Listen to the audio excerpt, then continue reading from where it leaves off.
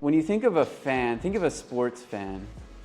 Okay, they're always going to show up to watch the team. They're going to cheer them on. They're going to spend in the US even a couple $100s to get a front row seat to be at the game. So a fan is someone who loves you and is telling everyone about you. Now there's a lot of talk about customer satisfaction, right? We hear that a lot.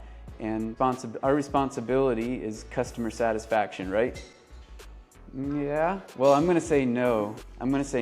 Satisfied customers are waiting to leave. A customer who's satisfied, you might ask, how are we doing? How's our service? Oh, it's good. Okay, great.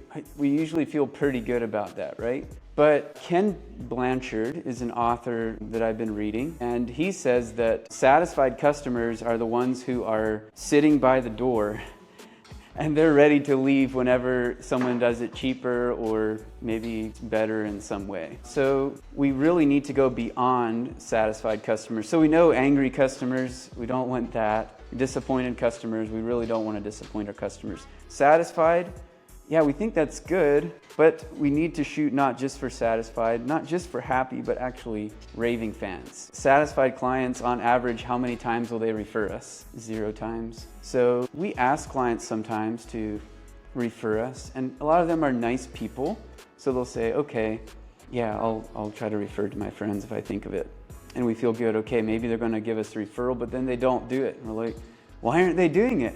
They're satisfied. I asked them if they would, and they said yeah, but they're not doing it. Well, because they're not raving fans. They're just satisfied. So we don't get referrals from satisfied customers, we get them from raving fans. So how do we know if they're a raving fan? They referred us. They're talking about us to their friends, and we're getting some new leads and some new customers because this client referred us. That's the North Star, that's what we're shooting for. So Blanchard is the author that I read, and he has a very, very simple framework. He calls them secrets, but they're not really secrets.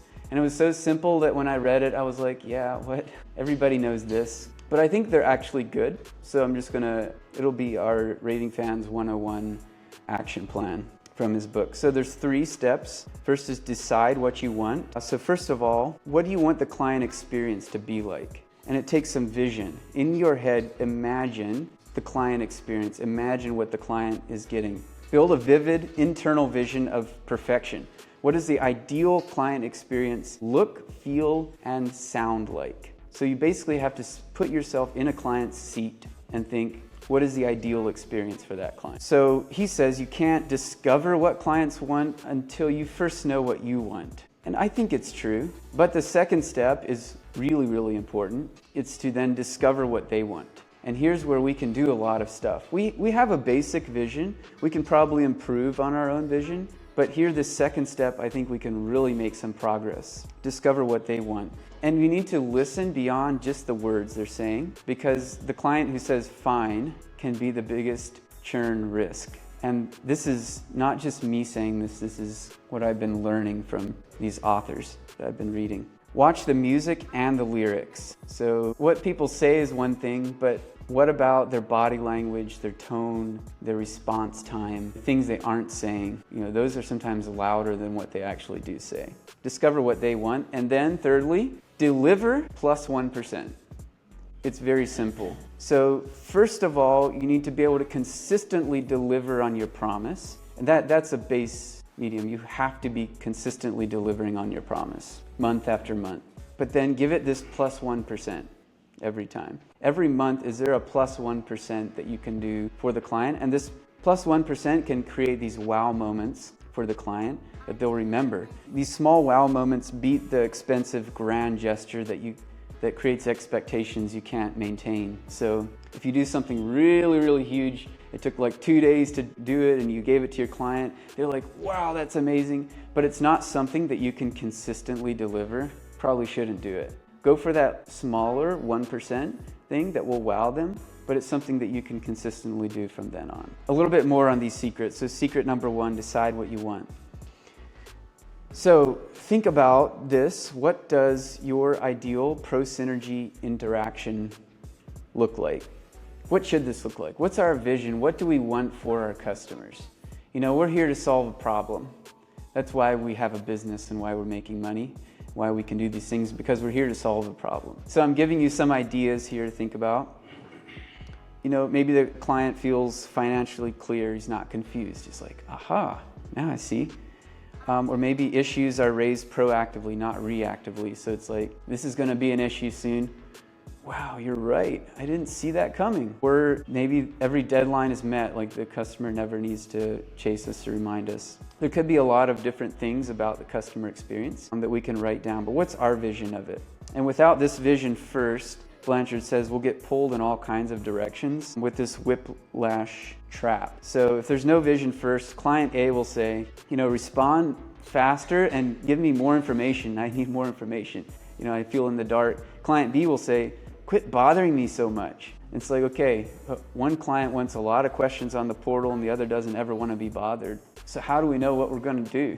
You know, or someone will say, I just want a real human on the phone. I just want to talk with someone. The next person will say, quit calling me. Just email me. I don't have time for a phone call. So clients do want different things. That's why it's important to start with our vision of a great client experience. And once we have that, then we can go to number 2, which is discover what the clients want. And those different data points can help us to improve our service. And maybe we can't serve everybody. Maybe we're just not a good fit for someone, we found out. Because here's our vision. We've developed it with our favorite customers, and our not favorite one wants something we don't do, and it's just, sorry, we're not a great fit maybe. The most dangerous client is not the one who complains. This is kind of surprising, I think.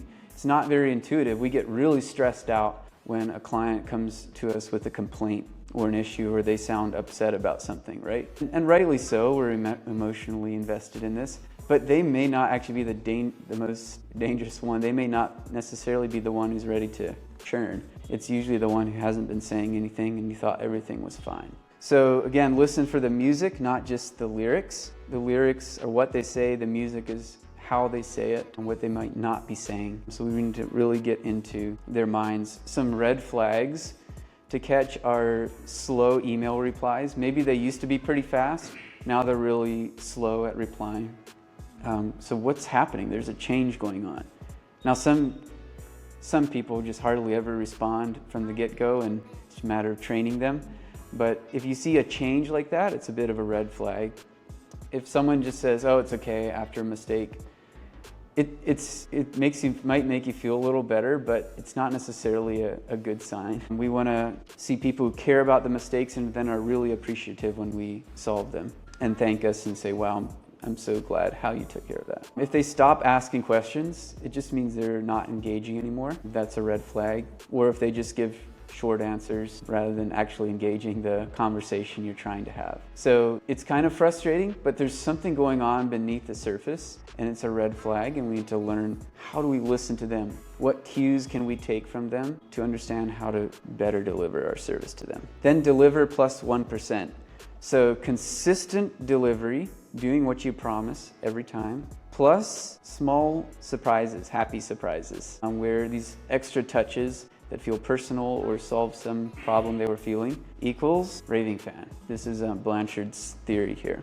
Client who promotes you without being asked. So there's probably 100 different, small things that we can do for our clients that can be this plus 1% as we're consistently delivering great service. So another thing here that I wanted to talk about, I came across, I thought was good, is the peak end rule. So clients remember their experience not by the average of everything you do, but by the highest points, the peaks in their experience, and by the last moment, the end, how you closed it out. So if you get those really well, you'll make raving fans. The client shouldn't remember that much. It should be just routine, and they should kind of forget about it because it should be low friction, we're doing the work for them, but then there's these moments. And I think for Prosynergy bookkeeping, in the client experience journey, there's probably a monthly rhythm to this, but I also thought of this, that onboarding is a huge moment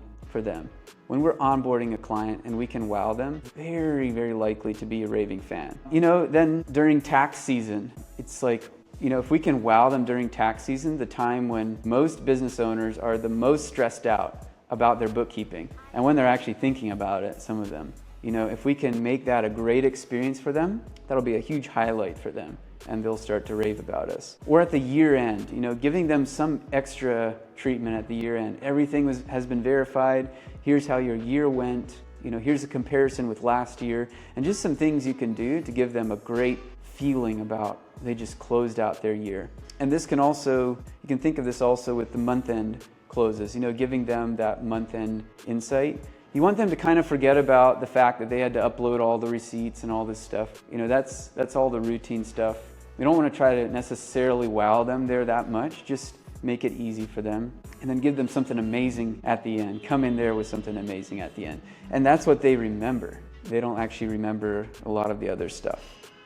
So engineer your peak and perfect the end, and let the middle be forgettable, is this theory. I think it's good. Another thing that's not always intuitive is the service recovery paradox. Sorry for these big terms, but it's good stuff. So when you mess up, it's actually your best shot at making a raving fan. That is not intuitive, but research shows that a perfectly handled mistake actually builds more loyalty than if the mistake never happened. So we're not going to go make mistakes to try to gain loyalty, at least I hope not. But mistakes happen. Every single one of us here make mistakes now and then, they happen. So if we handle that well, that's actually our best opportunity to make a raving fan. And the main things are to be really quick, resolve that thing as fast as you can. Communicate with them as fast as you can.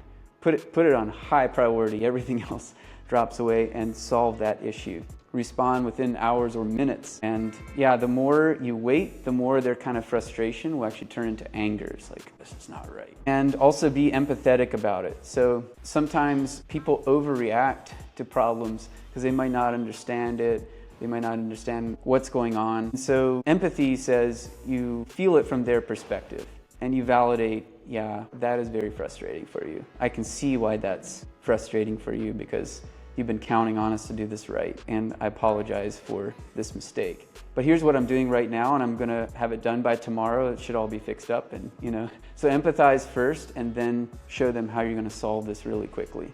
And then you can do +1 here too, right? So not just solving the problem, but adding something on they weren't expecting. Go above and beyond in the solution to the problem. And it could, if there's some financial issue, we can refund them that money they lost, or something like that, that just shows, hey, we are sorry and we're ready to make this right. And that will actually wow the customer more than if the mistake never happened. So it's an opportunity. It's an opportunity for us. Turn meh into OMG.